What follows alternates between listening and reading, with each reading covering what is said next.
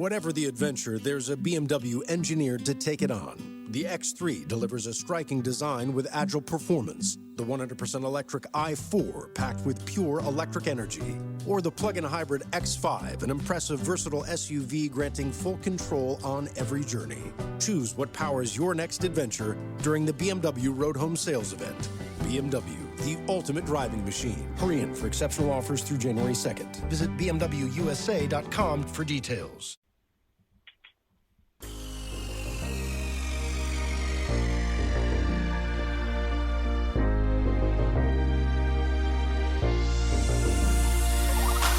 Good evening. Welcome to WSBI, your resource for success podcast program, where you get to meet inspiring women-owned businesses from across the country. And now, for your host, Kimberly McLemore.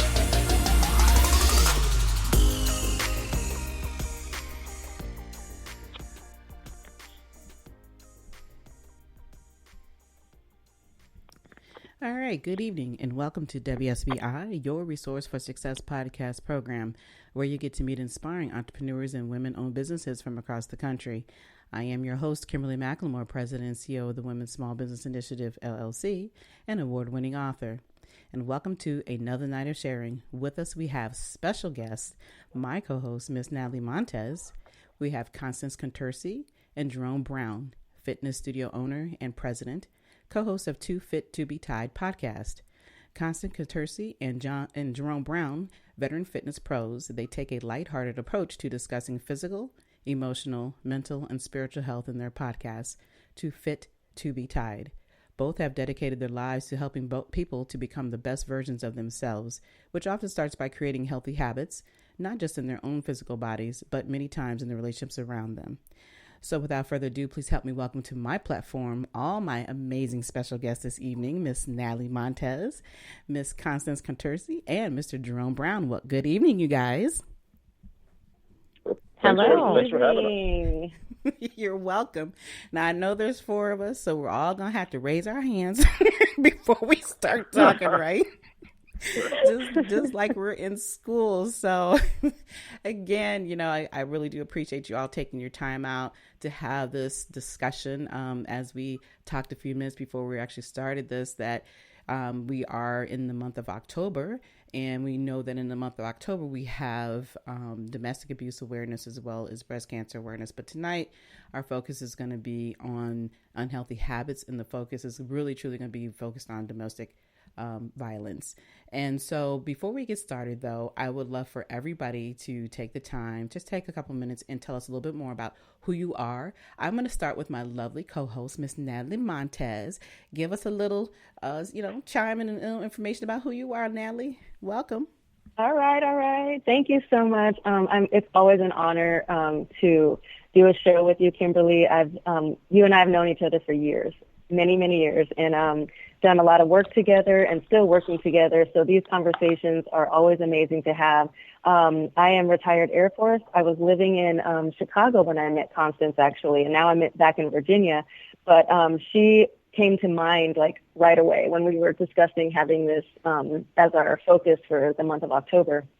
But so again, just a little bit about me. I'm a single mom of two. I have a 15-year-old and a 4-year-old, and I have gone through my own experience with toxic relationships and abusive sort of, situations that am still growing through and healing from. And so this conversation is near and dear to my heart as well. And I'm happy to say that, I've crossed over to safety. However, it's still a journey, and I'm still on that journey. And a lot of us still are, and a lot of people out there still are. So I'm excited to have this conversation to share with our communities.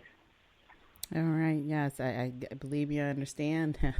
And we'll get into my story a little later, but let's go ahead and Constance, come on and tell us a little bit more about who you are. Sure. So I am the owner of a fitness company called Hit It Fitness. And I am a coach, basically. I am a trainer. I'm a life coach. And what makes a good coach is somebody who actually has gone through some of the similar situations and has struggled. if you haven't had the struggle, it's really hard to coach others that are struggling. I like to say I was born into toxic relationships.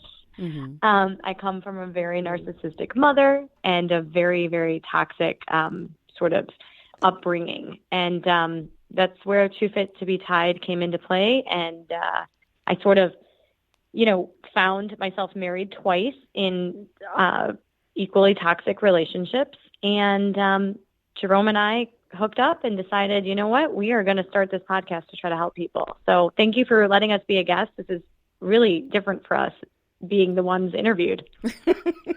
Yeah, I understand that feeling. It's awesome. Always fun, though. It's always fun to have the opportunity to tell our stories, because I think a lot of times, people don't realize how real we are and what we've been through. And, even though people come to us and talk to us about certain things, they just don't always understand our journey. So this is a great opportunity for people to hear our side of the story. So Mr. Jerome Brown, welcome. Tell us a little bit more about who you are, sir. Whatever the adventure, there's a BMW engineered to take it on. The X3 delivers a striking design with agile performance. The 100% electric i4 packed with pure electric energy.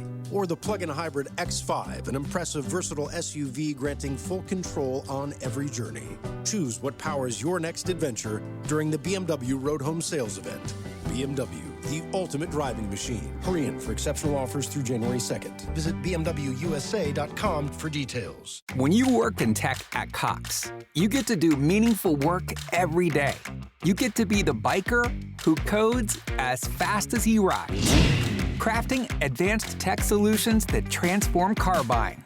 Or a guitarist who develops harmonious apps and websites, connecting people to people and businesses, all in real time. A savvy soccer mom running solution sets as passionately as she runs gameplays. Be the super secret keeper, designing cybersecurity systems to protect private data and websites. A planet protector, expanding EV battery life and inventing more ways to build a better future for all. When you work in tech at Cox, you get to do career-defining work that solves the greatest problems of our time. Join us and connect to work that improves lives, including yours.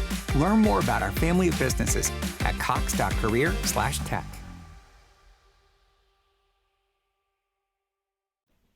Well, thanks for having me. I am a personal trainer. I do some work with Constance at her studio. I'm also an independent in-home trainer. Also am a musician. And again, you live right outside the Chicago area. I've known Constance for about, 20 years or so, somewhere around there. And it just so happened we started we were in the fitness industry together, and we kind of just sort of being in the same industry, would just sort of orbit around and sometimes be in the same place and sometimes not. And at one point around the beginning of 2020, we connected and started sort of sharing stories. I had gotten divorced toward the end of 2019, and we started talking about our relationships. And for us, I know it sounds a little weird, but we were laughing at each other's stories. I mean, as crazy as it sounds. And so that was the genesis of our podcast, is sort of sharing these stories, and taking a humorous approach to these subjects that are sometimes, pretty heavy, but also trying to help people at the same time. And just highlighting some of the things that we've been through, just because I think a lot of times people go through things and they feel like they're the only one. Absolutely. And and when you start to share those stories, you go, oh, I'm not the only one. And sometimes you don't realize how bad it is until you hear yourself say things. So I don't know, that may have been a little more than you wanted. No, that's hopefully. fine. It's actually a great way to kick everything off. I mean, you guys have an amazing relationship as friends, and here you guys have bonded through, unfortunately, we find ourselves sometimes bonding through tragedy, right? But to take that tragedy and turn it into something positive is the most important, because there are so many people out here who have been abused in different ways. I'm a domestic abuse survivor. It's what they call us. I don't particularly like the word survivor because I was surviving. I was going through being, beat down and on all that craziness. And I'm way beyond the survivorship scenario. But I think that what people need to understand is that, like you said, they're not alone. And if we can't sit back and talk about what we've been through, we have to share our voices, and other people don't have that capability just yet to do that. They don't have the will or the power and don't know how, some of them. So being able to have these type of conversations, whether we're laughing about it or crying about it, whatever that journey may take us through, it's the most important thing is to get the information out, because every single day we're constantly hearing about people who are being abused, people who are being killed, over something of nothing enough more of just control, just that ridiculous of, I owe you attitude, control. And then if we don't know how to deal with that and don't realize that we can share these stories, because being silent is not the answer. And I believe that's where most people make their mistakes, is being silenced. Yeah, I really feel like there's like one simple thing, and it's not simple in practice, but it's one simple thing that can save lives, and that's sharing. And I've learned, that by being a part of some of the women's support groups, that I'm not alone. And it's just like what Jerome said. I really thought I was alone, and I didn't tell anybody what I was going through on the inside of my four walls, And so sharing, I feel like, has really helped a lot of people laugh their way through it, as well as cry their way through it, but most importantly, know that they're not alone. Right. But, I think the thing for me is the end result is, how did you come out of it? What have you done to improve yourself? And then other things that you're doing to help improve others. So Constance, tell me a little bit more about your story, your personal journey. You mentioned early on that you come from a family of, abuse and narcissistic and all that. So tell us a little bit more about your journey, and then where how you got to today as well. Sure. I mean, how much time do we have?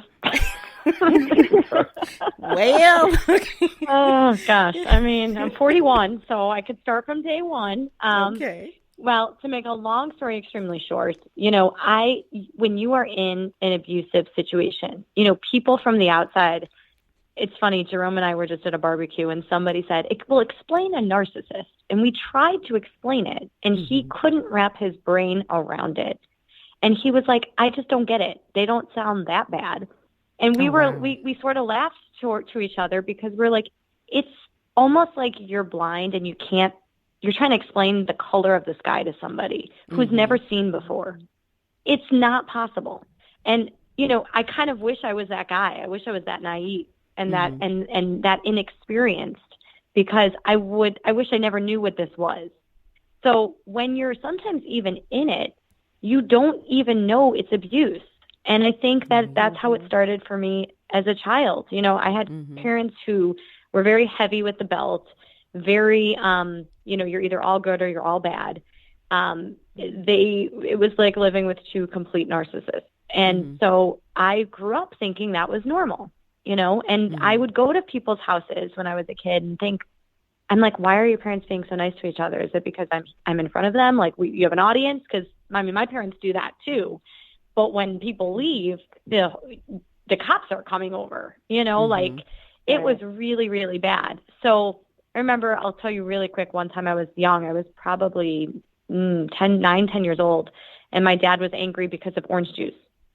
I drank all of his orange juice, or I overfilled the orange juice when I was serving it to the friend who I had over at my house. And he pushed me so hard down the stairs. There were about 22 stairs going down the basement. Damn. And I popped up, and my friend was like, what happened? I was like, oh, I just fell down the stairs. And they're like, I feel like your dad just pushed you. And I was like, well, he just gets mad. And at the time, I really didn't think anything of it. I was just like, well, I must have done something that was inappropriate, and I deserved that. So fast forward, I've been, 19 years old. I'm married, and I'm married to somebody in a similar situation. And to me, I was like, well, he doesn't hit me. He doesn't touch me. So it's not abuse. And then fast forward, I'm divorced and I'm remarried, and we get into very, very same thing. You're either good or you're bad. When you're bad, you don't deserve things, and you don't deserve to sleep, and you don't deserve to watch television, and you don't deserve to eat this food, and you don't deserve to have your car keys so that you can leave because we're arguing.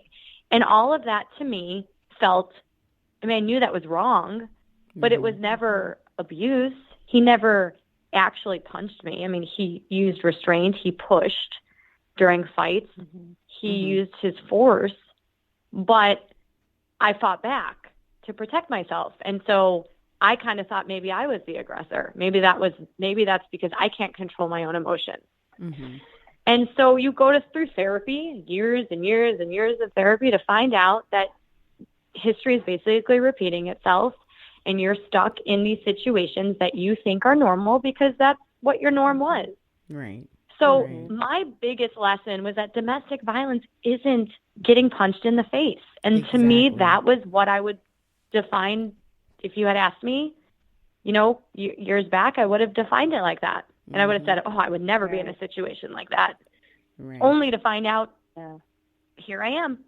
Right. But what you're saying is exactly right, because people always equated that, you're abused, because you're beat up. Domestic violence is strictly about the hand of the fist. And then is absolutely the opposite, because it starts at the level of emotional.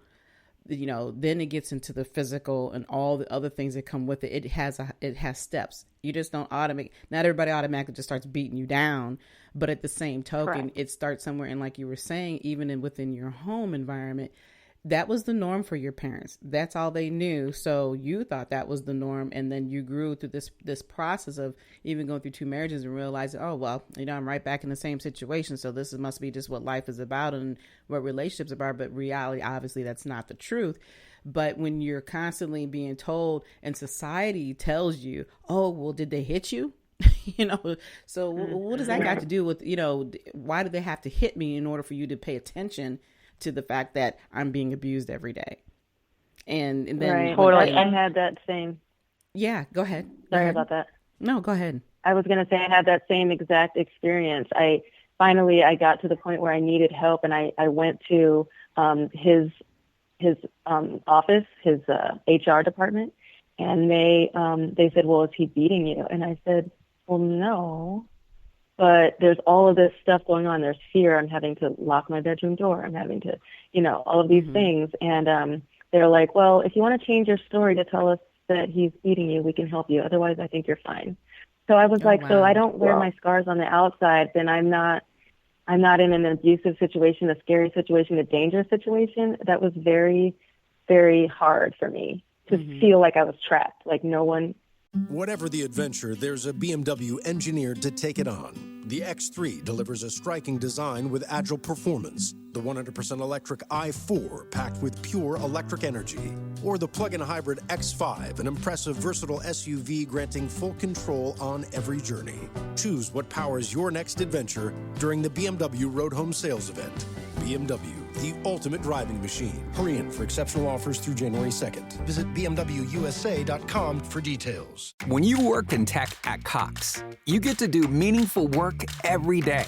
You get to be the biker who codes as fast as he rides, crafting advanced tech solutions that transform car buying.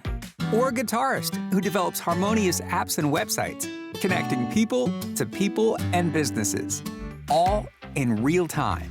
A savvy soccer mom running solution sets as passionately as she runs gameplays. Be the super secret keeper, designing cybersecurity systems to protect private data and websites. A planet protector, expanding EV battery life and inventing more ways to build a better future for all. When you work in tech at Cox, you get to do career-defining work that solves the greatest problems of our time.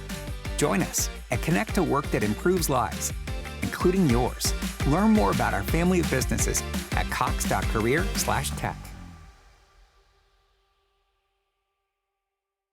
It's going to help me, Right. And that's because in each state too as well, their laws are not all the same. There's still many states that they give the aggressor, the abuser, has more rights than the person who's been abused. So that there's still a lot of them that are stuck in that scenario of, well, they didn't beat you down, so you look perfectly fine to me. So what's the big issue? In the military is no different. To be honest, look how many years it's taken in women to get as far as we have when it comes to your hair. I mean, all the things that you would think there would be, ridiculous that you would even have to fight for. It's just, and then having to hear these type of stories, there are so many women who are constantly going, and men who are going through the same things. But when we're not communicating that, we don't talk about it, we don't know who to go to or who we can depend on, it stays within until you have no choice. But the problem is there are so many women and men who are being abused that don't make that, they don't get that opportunity to talk about it because they're 6 foot under, and that is the problem. So people like us, I mean, I think to some degree we feel like we have a responsibility, but I think for me, the biggest thing that when I was going through the part of being abused, it was getting this individual off the street. The biggest problem I see with most women that I've been encountered to is that they feel like, well, I got to stay. And then if I stay, I'll let them in. If I want to get rid of them, I just want them to go away. They don't ever go away unless you are accountable for taking the steps that you need to take and to ensure that you are safe and that other people are safe. Right. And then the support side, because like Constance was saying, they want to punish you, and that doesn't stop just because you leave. They find a way to punish you for as long as, if you have kids together, for as long as the kids are, underage and minors, they will find ways to punish you. So that support system, getting the word out there, giving language to what people are going through, because it wasn't until I had never heard of narcissists before. I had never heard of gaslighting. I didn't even know. So it was so important for me to actually have someone sharing before I realized, oh my gosh, this is what I'm going through. Mm-hmm. Yeah, and the issue is sharing isn't as easy as people think. Right. People will say, why didn't you say anything? I mean, we're all doing a podcast. I'm just pray that my ex doesn't listen to mine, because if he did, or listen to this one, because then you have no idea what I'm doing. I mean, you all may, but most people who maybe have not been in this situation don't realize what we will have to endure when we are trying to co-parent with one of these individuals, because if they get wind of the fact that we are sharing our story, you are really putting yourself out there, and it can really be dangerous. So a lot of people don't speak out. There are tons of people that we have that are like, I'd love to be on your podcast, but I can't. I just can't share my story if my, ex finds out. It could be life or death for some people. Right. And that is the truth. And I think, like I said, and that's the other thing. We all realize that everybody's situation is different. We all can agree that abuse is abuse, but at the same time, that, like you said, when we have people who need to be able to communicate, they can't really communicate because we don't really know what their circumstances are. But I think, what I had learned in the situation that I had went through was that the first thing they had told me, dealing with the legal side of it, and all the advocates on my side, were that, you have to follow through with this, because otherwise we know there's going to be more victims down the road. And of course, as you've been victimized, you don't realize, especially when I consider a pro at being an idiot 24/7, they've been doing this for so long, they consistently think that they can get away with it. And I had to, pull up my big girl panties, as I always say, and you know what, I got to do this. I have to save not just myself, but somebody else, because I know that this individual is not going to stop. So I went through the legal realm, and I was fortunate enough to get this individual 10 full years of prison time. So not everybody's that fortunate, but I had to fight that fight, even through the process of being stalked, him trying to come and kidnap me at knife point. I went through hell to get through this, but I knew at the end of the day that I couldn't be afraid anymore. And that was the key. Is that when you start to realize your strength, you realize who you are and what your capabilities are. And I believe, Constance said, your fitness place is about being a badass, right? So right. I had to have that moment of being a badass.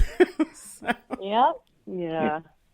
Well, my issue is that I'm touting being a badass, so I can't tell people what's going on in my home. Like, I'm supposed to be some badass, like I got to uphold that image. I mean, Jerome and I talk about this all the time. Like, he has been through his own situation. For a man, what's he going to do?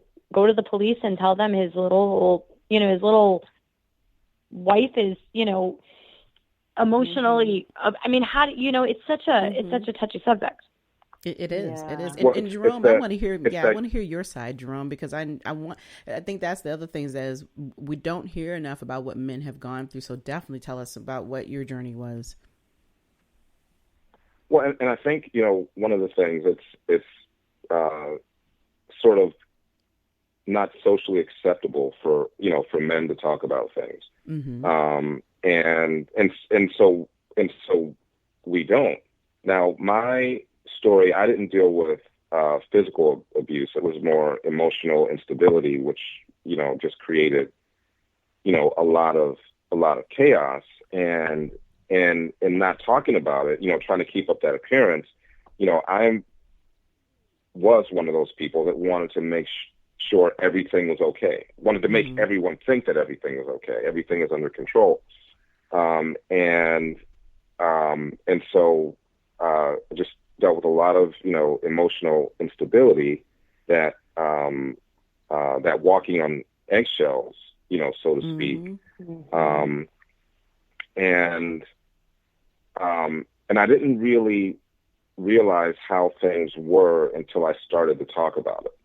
So, so we're in the process as we're getting, divorced, and I finally had to talk to somebody about it. So I started to call, my siblings, who I trust. And, and there were times where I would get done with work and I would just go and sit in the parking lot for hours because I couldn't go home yet.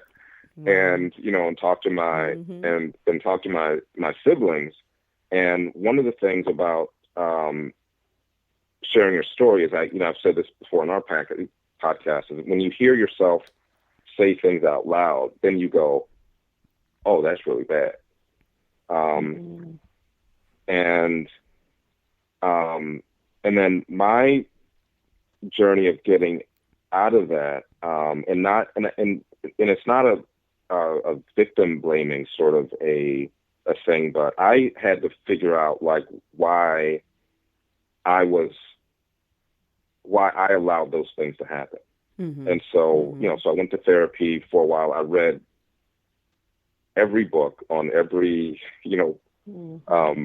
psychological personality disorder, sorts of things. And for me, just being alone has been a huge thing. We actually did a podcast about this yesterday. Not having, and this, I guess maybe everyone's different, but for me, not having someone around allows me to go, inside, and I meditate every day, and starting to think about these things. Like, I didn't come from a background like Constance did, where, her parents, she saw her parents doing these things. Right.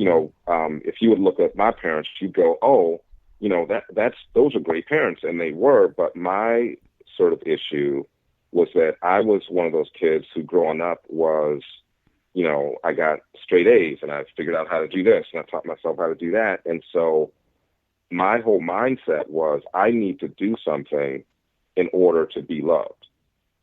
And so, and so I find myself in this relationship where I'm constantly trying to please this person, and it's never good enough.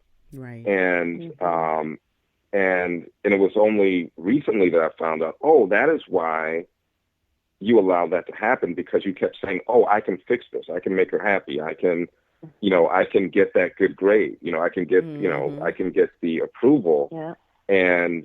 And I sort of trace that back to, because I was so focused on achievement, I didn't have a genuine sense of self-love that just came from, I just love me just because I am me. Not because you can do this or not because you can do that, but because I am me. And and people talked about self-love. I didn't even know what that was. If you ask me, I'm like, oh, well, I like that I can do this, or I like that I'm this way. It's like, no, but do you just love yourself just because? Right. And that's been, the journey for me to say, I love myself now just because. Because I think in a lot of cases, if you hear someone else's story, we look at other people's stories from a different perspective. you know, as a friend or someone we care about, and we go, oh, I would never, you know, put you through that. Or, but if you were able to look at yourself and hear your own story and say, you know, I love myself too much to allow myself to be put through that. I was not at that place, and that's where I needed to be. And again, it's not. I don't look at it. I hope that doesn't sound like, you know, victim blaming, like you no made this happen because you didn't love yourself. But I know just the way, if I don't have children, but if I had a child, I would go, oh my God, I don't want you to go through that. It's like I needed to see myself your journey in that way through to discovery. Yeah. Exactly. Yeah. Exactly. And the key is, I didn't mean to monopolize too much time there. No. Wasn't too long an answer. No, not at all. No, I please do have don't a question apologize for you that. both, though. Go ahead, say that again. Okay. I do have one question. So you guys have joined forces under the umbrella of emotional health and bringing awareness to your communities on the subject of domestic violence. What approach do you guys take when you first start working with someone who has been in the trenches and the depths of hopelessness, as we all have in our own journeys? Like, what approach do you take to help someone take that first step? Well, it doesn't always work, unfortunately. We used to have a narcissist support group. That's what I don't even remember what we called it, Jerome. But that's how we kind of started. And it would be like, we would look at each other and be like, we want to help these people, but they don't want to help themselves. A lot of them just couldn't get out of their own way, you know? And for me, I feel like, you know, we will recommend reading materials, because sometimes you read a book and you're just like, that's my life right there. Somebody has just explained exactly what I've lived, because it's very hard for people to understand. And I think educating yourself, that would be, for me, the number one thing to try to help people that we coach, or when we try to get, you know, our message across. It's just all about education. And I think that's where we come from. Yeah. You know, for Jerome, it's funny. He says he needed to be alone. And I do think there's much validity to that. I think I needed to experience just men. I needed to meet good men, because I didn't think that they existed. And so once I finally was able, obviously through copious amounts of therapy and reading and education, I started to see, like, okay, I was making the wrong choices. So I think everyone's different, but I think it starts with education. Right, I agree with 100%. that. But the key is that the good part about us not being the same is that we all, with our different lessons that we have learned and what we've all experienced, we know that there's somebody else that is exactly like us. And that's the key, is that, you know, when, like we said earlier, when we think that everybody is alone, there's nobody who's truly alone. But there's always going to be somebody who will signify and be like, oh my gosh, like you said, that's my story. I'm that person. I've been through this. I've done that, you know, I can't understand why I don't love myself. And all of us have gone through that journey of self-love, whether we want to admit it or not. And it's still a constant journey, because self-love is something that's laughed at, whether you've been through issues or not. You know, when you hear something, when you say, hey, I want me time, that me time means I need self-love. I need that time, you know, to deal with myself and whatever it is I'm going through. Because one thing I've learned, Jerome, like you were saying, that, you know, when you have time to sit there and just learn about who you are and understand the type of person you are and what you've gone through, you know, it really is an eye opener. It's really scary to look through that mirror and realize, oh my gosh, this is what I've been doing, you know, all these years. And it's not about whether you're, you know, you're not a bad person or anything like that. It's just realizing that everything that you've learned, it's not that it's bad, but at the same token, it's like, why do I have to prove to somebody and give them something in order for them to love me? You know, and that's because we live, in my opinion, we live in a society that tells you, well, if you do this and you do that, you'll be accepted. You know, if you say this or you say that, then, you know, you're a good one. You know, why do we have to constantly feel we have to go down that path in order to be loved? And the other thing is that, you know, people use the word love, you know, the 4-letter word, like it's just nothing. Nobody really even looks at the true meaning of what that word even stands for. Yeah. This holiday, BMW has reunited 3 members of the family at the BMW Road Home Sales event. The Agile X3, engineered for any adventure. The plug-in hybrid X5, commanding the streets with unmatched presence. And the all-electric i4, charging into the future with impeccable performance. Hurry in to find what powers your journey at the BMW Road Home Sales event. BMW, the ultimate driving machine. Visit Valley BMW Center today for attractive lease and finance offers. When you work in tech at Cox, you get to do meaningful work every day. You get to be the biker who codes as fast as he rides, crafting advanced tech solutions that transform car buying. Or a guitarist who develops harmonious apps and websites, connecting people and businesses, all in real time. A savvy soccer mom running solution sets as passionately as she runs gameplays. Be the super secret keeper, designing cybersecurity systems to protect private data and websites. A planet protector, expanding EV battery life and inventing more ways to build a better future for all. When you work in tech at Cox, you get to do career-defining work that solves the greatest problems of our time. Join us and connect to work that improves lives, including yours.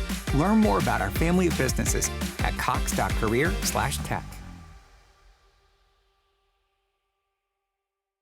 Right. Yeah. I mean, and it is a journey, and it's hard to see, those things. It's hard for me to see those things in myself that allow those things to happen. But getting to the other side of it, I feel so much better. Mm-hmm. So that uncomfortableness is, for me, worth it, because I feel like I'm better for it. And I am not ready to be in a relationship right now, or I'm not looking. If something came forward, I would be okay with it. But it's not a point where I'm like, oh, I have to be with someone right now. Right. And in the future, I'll be in a much better position to go, okay, I'm bringing my best. Is that person bringing their best?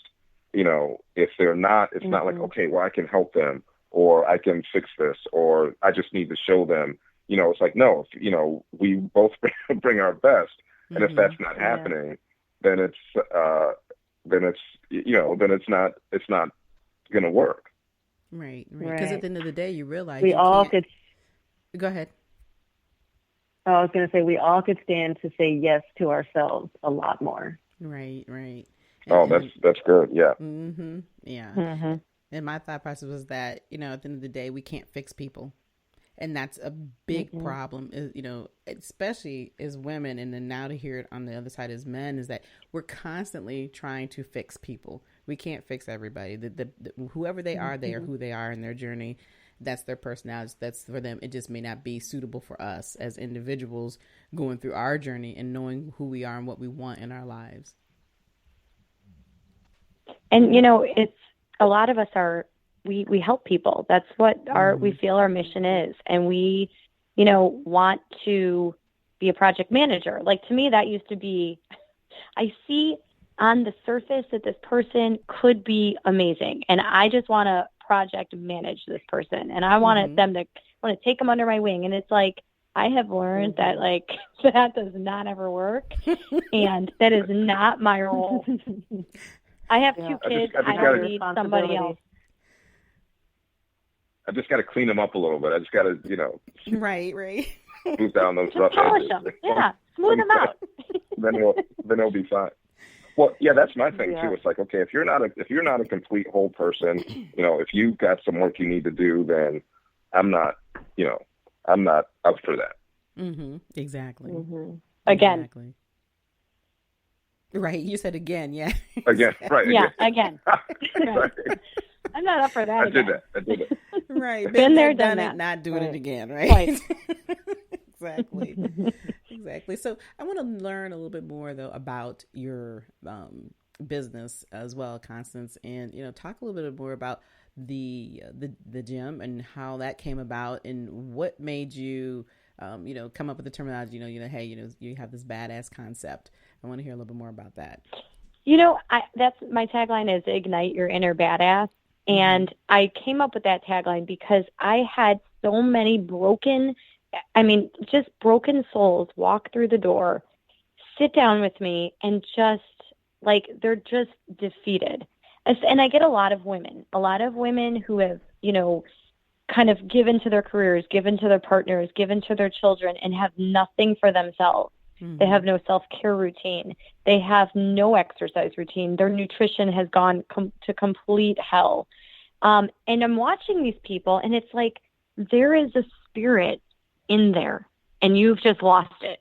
And I see it. I always tell people, I see it before you see it. I need to help these people, show them that they have that in them, that oomph, that, drive, that moxie. I don't know what you'd want to call it. But once people start to see some type of change in their body, they feel better, they look better, their entire lives are going to change. And a lot of that comes with starting to get rid of toxicity, whether it's in their food, whether it's in, I'm not happy in this career, I need to make a change. Jerome and I talk about this all the time. When you start changing somebody's life through working out, it's amazing to see what sheds, not just the weight, but relationships, partners. I mean, it's amazing to me. And I think that that's why my tagline, it's not just about workout. We're also a community. I mean, we have women who are going through breakups and, just parenting issues, and everybody's a community. So it's like, where else do you really find that? Right. That's what the fitness studio is for me and for everybody else. I mean, we've had fundraisers, and we've been on the phone with people at 2 a.m, helping them out of, you want to talk about domestic violence, talking them out of, serious situations. And I'm like, what other fitness studio owner is doing this right now? I mean, it's just I've never that heard of it. Yeah. You're not going to get that everywhere, So, and I love how you make the connection across like a holistic health, a holistic well-being, and it will filter through other areas of your life. It just naturally will, it really does. It really will. It's, go ahead, Jerome. Yeah, there's a ripple effect. Yeah, there's a ripple effect that goes across, because, each area of your life touches all the other areas of your life. And so, for me as a trainer, like years ago, I noticed, working with people, when someone's exerting themselves physically, sometimes the emotional comes out. And so they may talk about some things that they wouldn't share with other people. And so when I work with someone and those things come out, to me, it's sort of like attorney-client privilege, because I know that there's something about, exerting yourself that makes you, talk about those other areas of your life. And being in that vulnerable position, I feel like I need to protect them by, not saying, oh, hey, guess what I heard about, what she said, because, there is that ripple effect. And one part of your life gets better, and then you go, what about this other part? And then it does, each area does touch all the other areas. Yeah, and that's true, because I think that they did, it took them years to get to where they're at. And when they walk through that door, they have to revisit every little part of what they've gone through and how they got there. So, if they came in and they're 200, 300 pounds, how did you get there? There's a reason. And all these, it's not just about the bad eating. There's something else that was triggering you to eat like that. So you're absolutely right. It's all and a most, journey. Go ahead.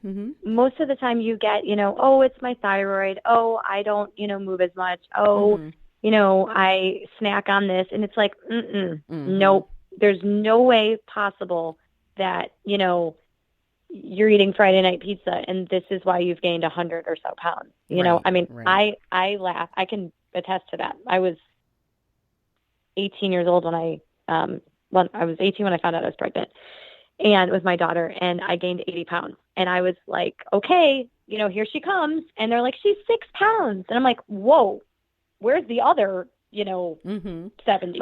What's the rest of it? Like, what do you mean? She's only 6 pounds. Like, what am I supposed to do with this weight? Right. And so I, looking back, was like, well, I was, I had cravings and I was nauseous, so food helped me. It was none of that. It was that I was 18 years old, and then I was like, my life is over. I can't go to college. I have to raise a child, and I have to get married, and this is it. This is my life. It's over. And so what did I do? Food, Right. That was your comfort zone. Well, and for, that's a good example. A lot of times, someone comes in and says they want to lose weight. It's not just about, okay, you just need to eat less and exercise. Sometimes there's other things, that you have to address before you can even, make progress in that area. Because if you had some things that were some other reasons, underneath that helped you to get to that place, and you don't address those things, then you're not going to see the results on the other end. Right. And, I think sometimes, we sort of sometimes end up being therapists. Right. I feel like I should make more money than I do, but, you end up, trying to get people, to address that thing that makes them be in that position where they're going to, do those things that got them to that point. Mm-hmm. Right. Well, I guess it's time, though, that all y'all go out and get your therapy license, because you're going to need to use them on yourselves first before you continue to use them on other people, okay? Yeah, you're right. And, and even, like I said, even with your just the coaching, you're constantly, feel like you're being that therapist and just having constant conversations. And I know as a coach and, even a big part of what I do is, I want people to be able to amplify their voice, and being able to do that. Some people like to do it through the podcast or either writing their stories. And being an author, that's the thing that I've learned is that, boy, talking about being therapeutic. And that was the one thing that helped me, was being able to write that journey of what I had went through and know that, oh my gosh, I had to sit back and reread who I was, why this happened to me. And the same thoughts that you were saying, Jerome, was like, how could this happen to me? All I kept thinking was, I'm a strong woman, nobody's ever stepped over me like this. And to realize, oh my gosh, these are my weaknesses. So being able to write that down, and then even trying to go through therapy, I didn't last real long with the therapy because the therapist had never been through what I went through. And I think that was the thing that, as you were saying early on, Constance, that, if you haven't gone through that journey, it's kind of hard to tell somebody what they need to be doing. So for me, the writing was what was more therapeutic for me. This holiday, BMW has reunited 3 members of the family at the BMW Road Home Sales event. The Agile X3, engineered for any adventure. The plug-in hybrid X5, commanding the streets with unmatched presence. And the all-electric i4, charging into the future with impeccable performance. Hurry in to find what powers your journey at the BMW Road Home Sales event. BMW, the ultimate driving machine. Visit Valley BMW Center today for attractive lease and finance offers.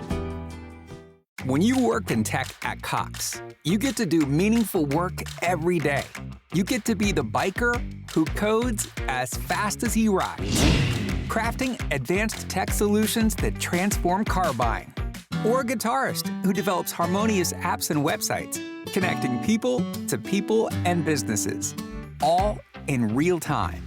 A savvy soccer mom running solution sets as passionately as she runs gameplays. Be the super secret keeper, designing cybersecurity systems to protect private data and websites. A planet protector, expanding EV battery life and inventing more ways to build a better future for all.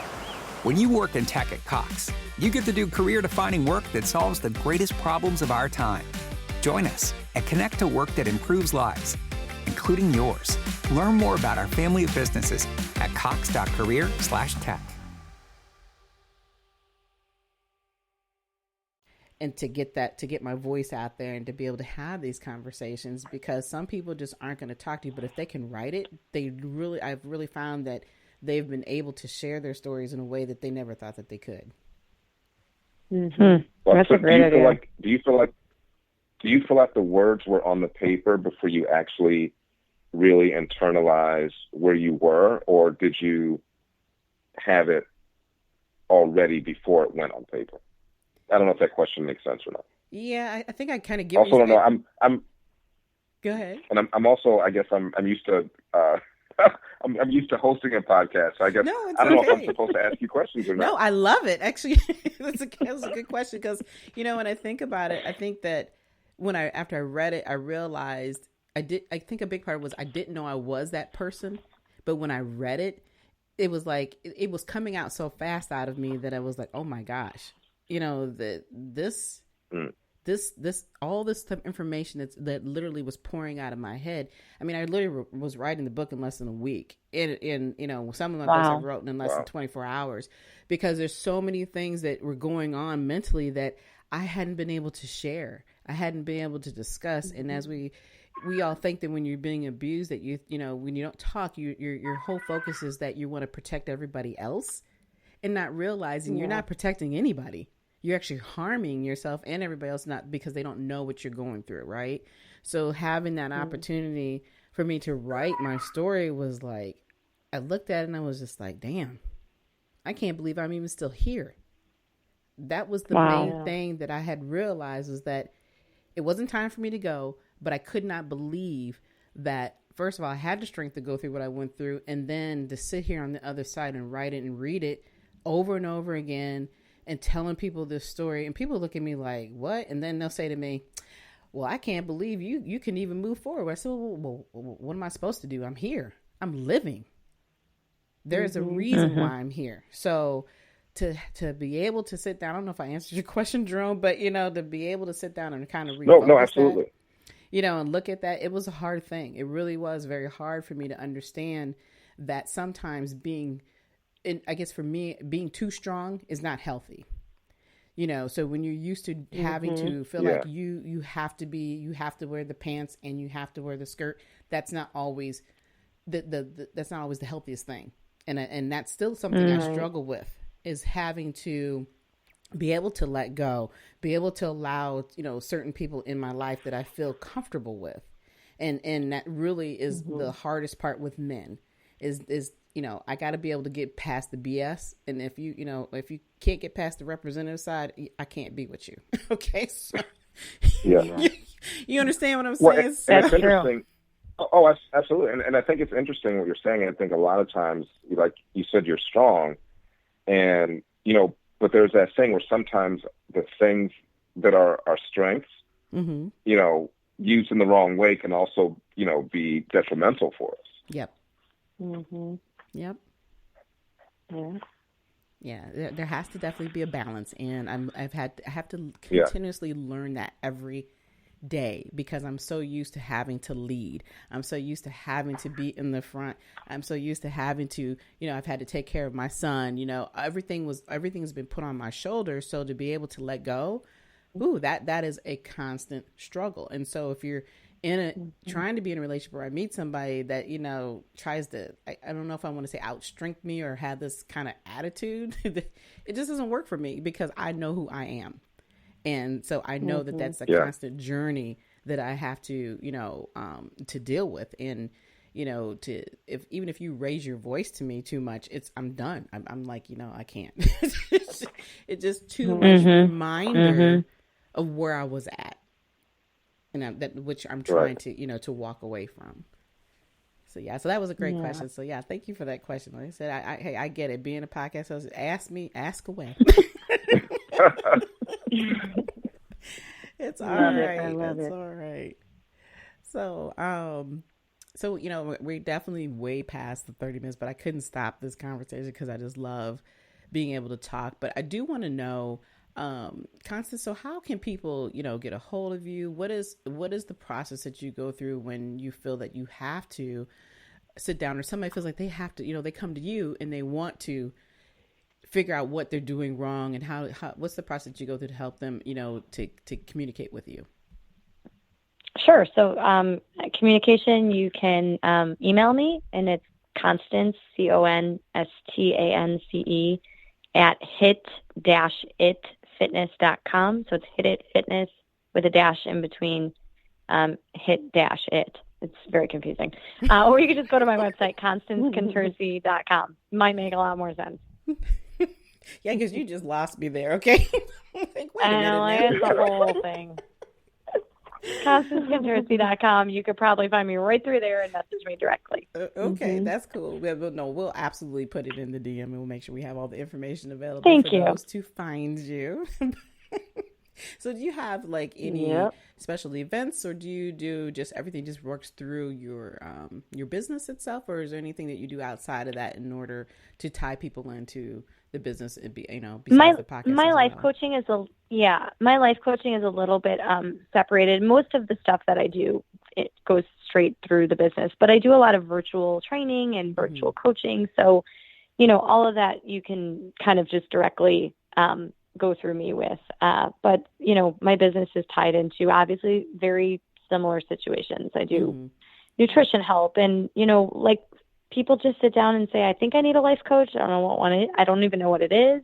And we go through a whole questionnaire and try to figure out what it is people actually need. So sometimes people don't even know what they need. Right. They just need to sit down and figure it out. That's kind of what I do. Yeah. Okay. That's awesome. And so you guys, when is your, what time does your podcast come on? What days of the week? Tell us a little bit more about that. Oh, that's a great question, Jerome.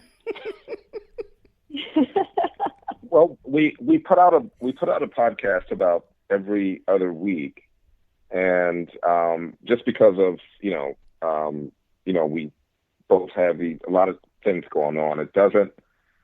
It's not a set day, but you can find it at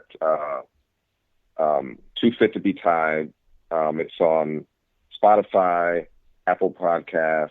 I think it's on Google Podcasts. And just check us out. All right. Yeah, Jerome does all the work. I'm just the talent. And for personal training, you can find me at JK4Fitness at yahoo.com. J as in Jerome, K as in Kite, the number 4 fitness at yahoo.com. And I do some in-home training, also some virtual training that I started doing during the pandemic. Because I still needed to make money. Yeah, absolutely. Yes, sir. Go ahead. Natalie, were you going to say something? Oh, no, I was just saying, I totally understand that. And it's amazing that, that you were able to adjust for that too, to keep things going, to keep reaching your community and keep bringing business to yourself too. Yeah, but I was going to ask me now that we, real quickly, we talk about the pandemic, how much did your business increase when it came down to the coaching? And, we did hear all through the pandemic how more and more domestic abuse had risen to the highest height it had been in many, many years because people were at home. They had to face each other every day.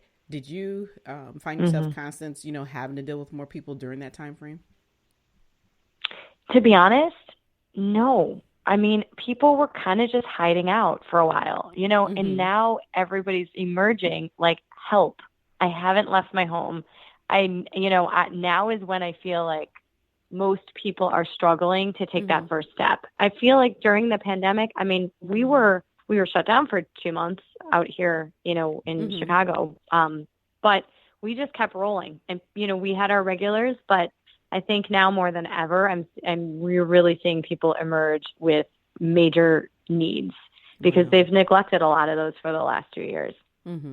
That is very interesting because it seemed like everybody to some degree went the complete opposite because people were stuck, and they needed to, relieve themselves, find ways to communicate. And then, like I said, there was more and more reports about the fact that domestic abuse was at its highest, and it just because people had no choice but to face each other and, realize that I either like you or I don't like you, and this is what we're dealing with, and then that wasn't all good. So, but it's interesting that people, had to hold on to that and, all that fear. And now they're trying to release all that fear because they feel a little safer or they feel like they have no choice. But, we're so thankful that we have you and Jerome there to make it all happen in your community. It's a blessing to have you guys, even though it may be some days hard, because I know as we all sit around as, own business owners, some days you just want to slap ourselves across the head and be like, why are we doing this? I know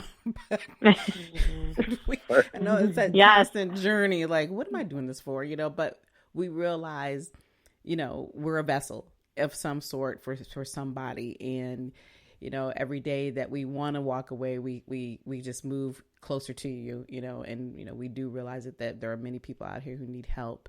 So before we end this evening, I want to give you all an opportunity to say your last words. So I'm going to start with Jerome first. So Jerome, give us your last words for the evening. Oh. Wow. Well, thanks for having me on the podcast. I'm honored to be here. Thanks for letting me share my story. I learned a lot about you guys, and that's it. I think everybody should stay on that journey of self-discovery, and don't look outside so much that you forget to look inside. Figure out who you are, and figure out how you need to grow as you're on the path. Amen. All right. Love it. Yeah. Constance, you are next, my dear. Oh, thank you.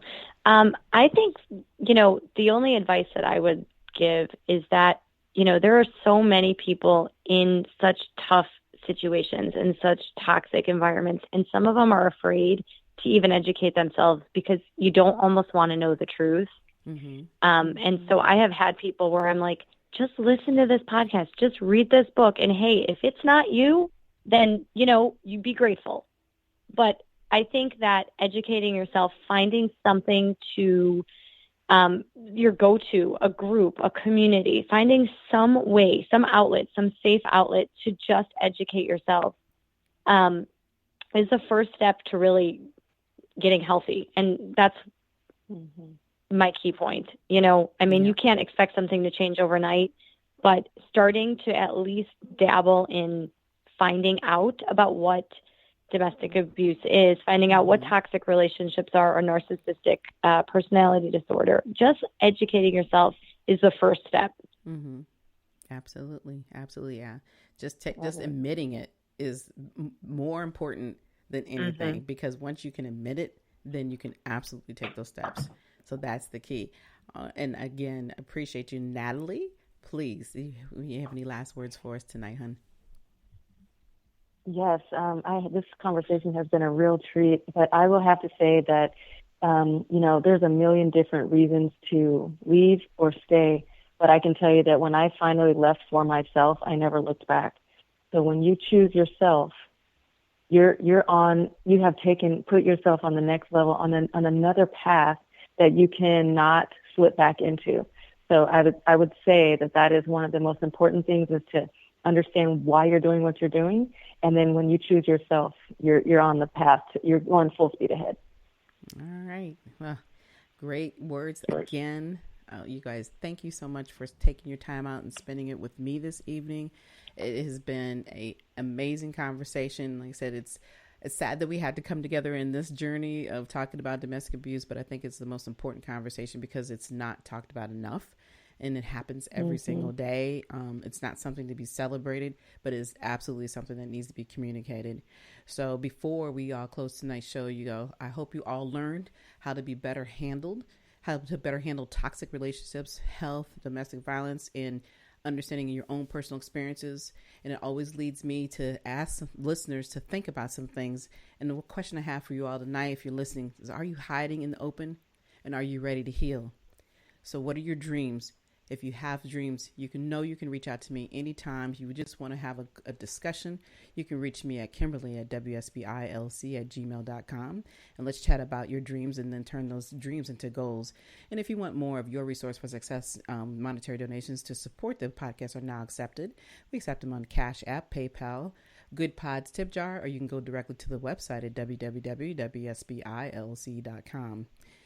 But again, we'd like to thank you all for listening in to us tonight. We'll be back next week with more amazing guests, and be sure to follow us on iHeartRadio or wherever you listen to your podcast. But until then, enjoy the rest of your evening, and good night. Good night, everyone. We will be back next Thursday evening at 7 p.m. Follow us on Spreaker, www.spreaker.com/user/WSBI. View our new WSBI website anytime at www.wsbillc.com and on Facebook, Twitter, YouTube, LinkedIn, and Instagram.